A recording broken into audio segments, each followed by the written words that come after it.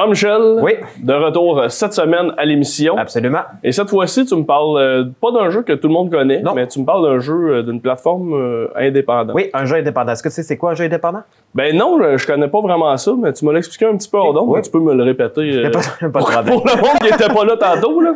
Oui, mais dans le fond, mettons des jeux populaires tels que Mario, tels que Gears of War, tels que Call of Duty. C'est vraiment des jeux populaires avec des gros budgets, des gros studios. Mais par rapport à un jeu indépendant, c'est vraiment des petits studios, donc des petites équipes. Comme le jeu que je vais vous présenter aujourd'hui, c'est une équipe de 3 personnes qui n'ont pas reçu de financement des gros éditeurs. Comme par exemple, toi, tu aimes beaucoup les jeux de EA, des jeux de sport. Oui, oui. C'est ça, ils n'ont pas reçu de financement comme ça. Il faut vraiment du financement avec eux autres, avec leur propre argent. Des fois aussi avec du Kickstarter, que je vais expliquer un petit peu plus tard. Ils sont vraiment partis de rien en disant on a besoin de sous pour créer notre propre jeu vidéo. Exactement. Ben, c'est ça. C'était quand même des vétérans dans des compagnies de jeux vidéo. Ils ont travaillé à peu près 5 ans, 6 ans chaque dans divers jeux vidéo de la région de la ville de Québec.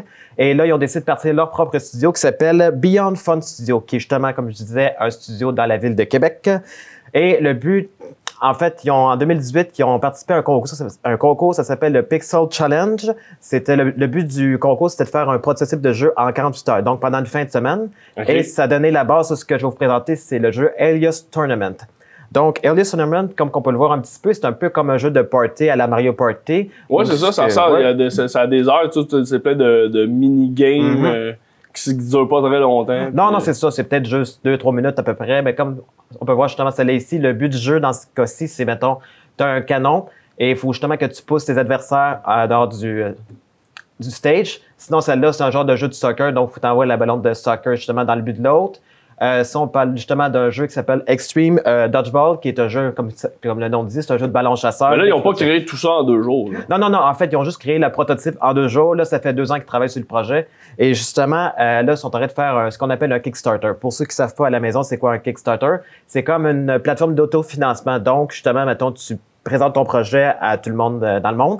Et dans le fond, tu proposes, mettons, bon, si vous donnez un tel montant d'argent, on va vous donner, par exemple, si la personne donne 15 eux autres, ils nous redonnent, mettons, un jeu digital gratuit sur la Switch ou sur Steam, la plateforme Steam sur ordinateur.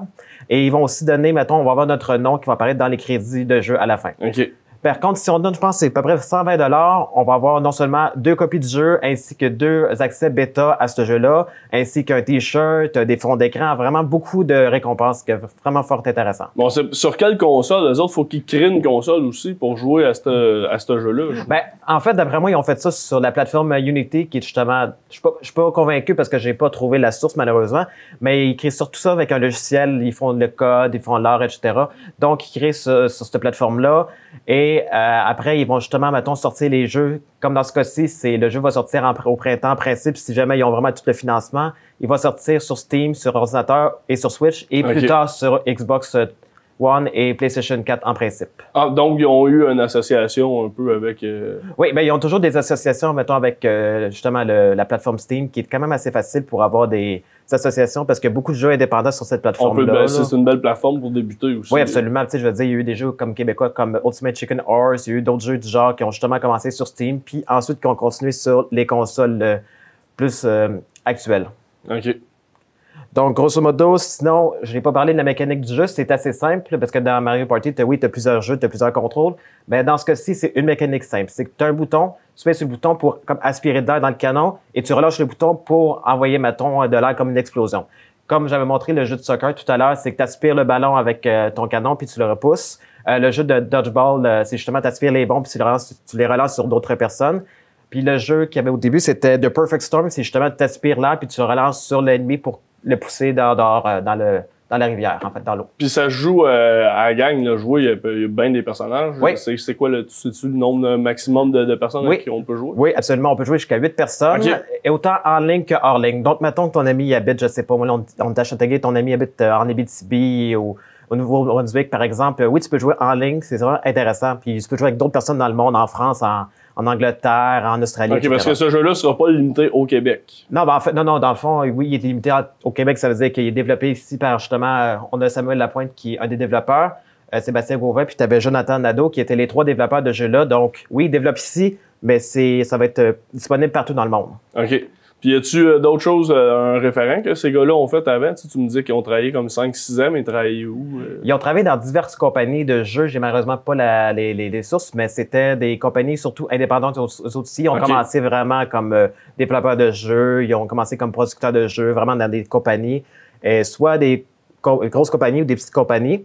Puis là, justement, ils ont décidé de commencer leur propre studio, de fonder leur propre studio, puis sortir le jeu qui ont le goût de sortir ce printemps. OK, ça, ils n'ont pas sorti d'autres jeux encore qu'on peut comparer. Ça va être vraiment leur premier... Oui, leur premier jeu qui... Puis on espère que justement qu'il y ait le financement parce qu'ils ont fait le Kickstarter. On a encore jusqu'à peu près jusqu'au 13 février, je ne me trompe pas, pour donner du financement. Ils sont rendus à combien de l'objectif? Ils sont rendus à peu près à un petit peu plus que 10 000 $ sur les 20 000 qu'ils demandent. OK. Fait qu'on est à mi-objectif. Oui, puis il reste encore à peu près un petit peu plus que 2 semaines. Donc, d'après moi, ils vont y arriver. As-tu participé au Kickstarter, Jean-Michel? J'ai pas encore participé, mais c'est mon intention de participer. Je sais pas encore comment j'ai le goût de leur offrir, mais j'ai vraiment le goût de les aider justement pour... En plus, comme je dis, si tu donnes 15 $, tu peux avoir justement un accès à ce jeu-là. Puis j'ai goût justement, mettons, dépenser peut-être au moins 15 $ pour avoir le jeu puis aussi les encourager. Puis d'encourager aussi le monde, tu sais, du monde locaux. Oui, c'est ça. Puis c'est à Québec. Oui. Ça reste que c'est quand même local. Puis c'est le fun, surtout des jeux vidéo où on entend moins parler du monde local qu'en font. Fait que j'encourage le monde à... Ben, il faut dire aussi que le Canada, c'est le 3e pôle de jeux vidéo au monde. Donc, vraiment, avec l'émergence des gros studios comme Ubisoft, comme Montréal, ça, exactement. Il y a des gros studios. Exactement. Puis, de plus en plus de petits studios qui font leurs propres jeux, qui demandent du socio-financement, mais qui sortent vraiment des bons jeux vraiment intéressants. Puis, en plus, par exemple, ils vont sortir ce printemps, mais ils vont peut-être aussi rajouter du contenu, du DLC, en fait, du contenu additionnel pour acheter d'autres personnages, de racheter d'autres modes de jeu. Donc, c'est vraiment intéressant. Puis, ça permet de créer une certaine communauté de gamers pour qu'ils puissent, mettons, jouer à ces jeux-là, puis se rassembler, tout ça, oui. Bon, ben, j'ai bien hâte d'essayer le jeu. Oui. Puis j'espère qu'il va pouvoir sortir. Ben oui. Puis la semaine prochaine, est-ce que tu sais de quoi tu me parles? Non, pas encore. C'est encore mystérieux, parfait. C'est ça. Bon, ben, on se revoit la semaine prochaine. Absolument. Salut.